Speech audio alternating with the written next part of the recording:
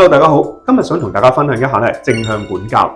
唔知道家長有冇試過咁嘅經歷？小朋友搗蛋嘅時候，你喺佢隔離叫好多聲，佢都聽唔到。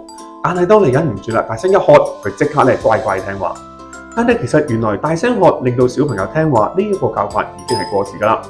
傳統嘅教育，我哋會聚焦喺小朋友做錯嘅地方、做得唔好嘅地方，加以管教，甚至乎懲罰，從而令小朋友願意聽大人嘅説話。但係正向管教嘅方向好唔同，正向管教聚焦喺小朋友做得到成功嘅地方。舉個例啊，如果小朋友唔肯自己食飯，家長可能好頭痛㗎。但係如果家長將個要求先降低，可能唔係要求佢食晒成餐飯，而係可能食到一啖，我已經讚賞佢、鼓勵佢。小朋友感覺到原來自己可以自己食飯嘅喎，家長亦都係讚賞啦、鼓勵啦，慢慢將個要求提高，由一啖變兩啖變三啖。咁樣嘅話小朋友可能就會喺一個開心愉快嘅氣氛底下慢慢做到你想佢做嘅嘢㗎啦。